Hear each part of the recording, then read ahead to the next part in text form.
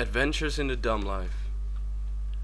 My friend Gene Skinner met us at the airport in Honolulu, parking his black GTO convertible up on the sidewalk by the baggage carousel, and fending off public complaints with a distracted wave of his hand and the speedy behavior of a man with serious business on his mind.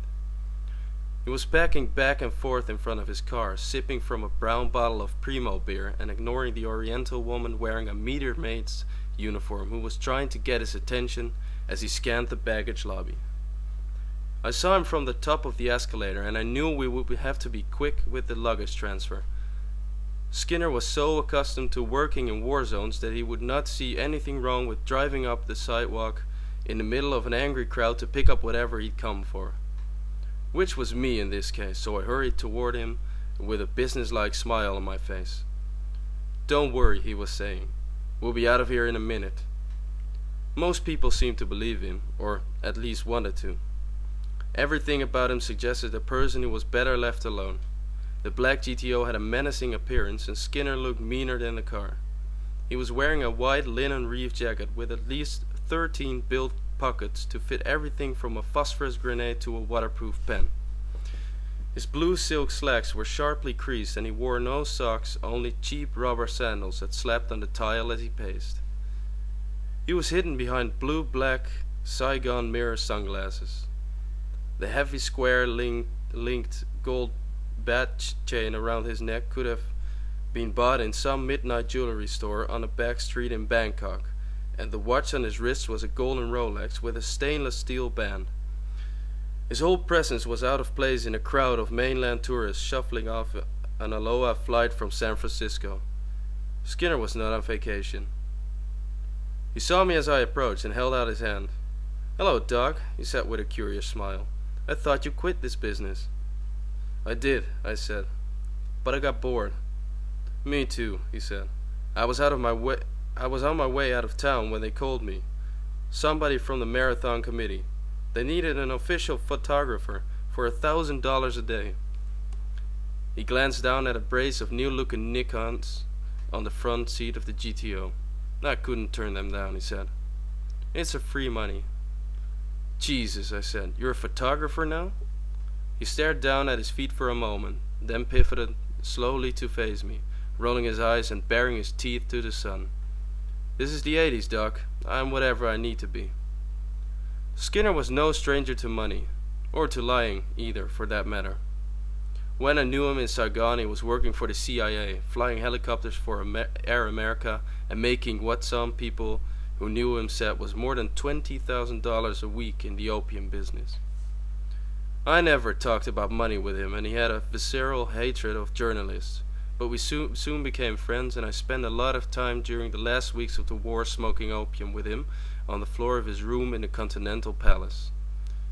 Mr. He brought the pipes every afternoon around 3, even on the day his house in Cholon was hit by a rocket, and the guests laid down in silence to receive the magic smoke. That is still one of my clearest memories of Saigon, stretching out on the floor with my cheek on the cool white tile and the dreamy soprano babble of Mr. He in my ears as he slithered around the room with his long black pipe and his little Bunsen burner, constantly refilling the bowl and chanting intensely in a language that none of us knew. "Who are you working for these days?" Skinner asked. "I'm covering the race for a medical journal," I said. "Wonderful," he said quickly. "We could use a good medical connection. What kind of drugs are you carrying?" "Nothing," I said. "Absolutely nothing." He shrugged, then looked up as the carousel began moving and the bags started coming down the chute. "Whatever you say, Dog," he said. "Let's load the stuff in the car and get out of here before they grab me for felony menacing. I'm not in the mood to argue with these people." The crowd was getting restive, and the Oriental policewoman was writing a ticket.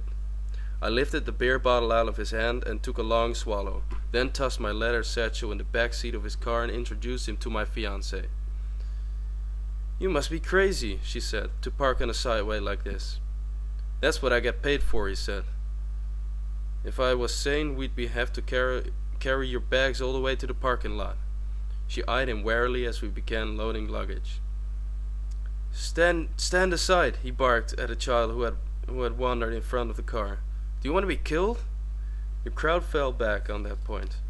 Whatever we were doing was not worth getting killed for. The child disappeared as I trundled a big aluminum suitcase of the carousel, almost dropping it as I tossed it back to Skinner, who caught it before it could bounce and tucked it neatly on the back seat of the convertible. The meter maid was writing another citation, our third in 10 minutes, and I could see she was losing her grip. "I give you 60 seconds, she screamed. "Then I have you towed away." He patted her affectionately on the shoulder, and then got in the car and started the engine, which came suddenly alive with a harsh metallic roar. "You're too pretty for this kind of chicken shit work," he said, handing her a card that he picked off his dashboard. "Call me at the office," he told her. "You should be posing for naked postcards." "What?" she yelled, and he eased the car into reverse. The crowd parted sullenly, not too happy to see us escape. "Call the police!" somebody shouted. The meter maid was yelling into her walkie-talkie as we moved into traffic, leaving our engine noise behind. Skinner lifted another bottle of Prima out of a small plastic cooler on the floor of the front seat, then steered with his knees while he jerked off the top and lit a cigarette. "Where to, Doc?" he asked. "The Kahala Hilton?" "Right," I said. "How far is it?"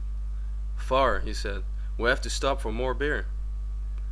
I leaned back on the hot leather seat and closed my eyes. There was a strange song about hula hula boys on the radio, a Warren Zevon tune.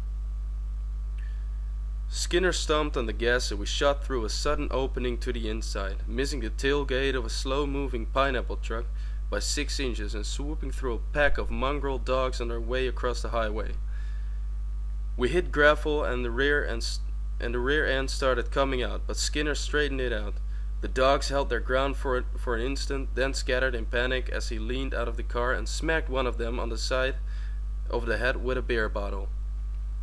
He was a big yellow brute with scrawny flanks and the long, dumb jaw of a 10th-generation cur, and he had charged with the GTO with the back-alley dumbness of a bully that had been charging things all his life and always seen them back off. He came straight at the left front wheel, yapping wildly, and his eyes got suddenly huge when he realized, too late, that Skinner was not going to swerve. He braced all 4 paws on the hot asphalt, but he was charging too fast to stop. The GTO was going about 50 in low gear. Skinner kept his foot on the accelerator and swung the bottle like a polo mallet. I heard a muffled smack, then a hideous yelping screech as the beast went tumbling across the highway and under the wheels of the pineapple truck, which crushed it. "They're a menace," he said, tossing the neck of the bottle away. "Utterly vicious. They'll jump right into your car at a stoplight. It's one of the problems with driving a convertible."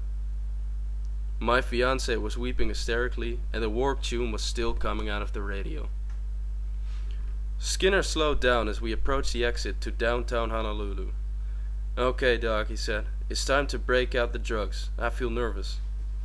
"Indeed," I thought. "You murdering swine." "Ralph has it," I said quickly. "He's waiting for us at the hotel. He has a whole Alka-Seltzer bottle full of it." He moved his foot out of the brake and back to the accelerator as we passed under a big green sign that said, "Waikiki Beach, 1.5." The smile on his face was familiar, the giddy, screw-headed smirk of a dope fiend ready to pounce. I knew it well. "Ralph is paranoid," I said. "We have to be careful with him." "Don't worry about me," I said. "I get along fine with the English." We were in downtown Honolulu now, cruising along the waterfront. The streets were full of joggers, fine-tuning their strides for the big race. They ignored passing traffic, which made Skinner nervous.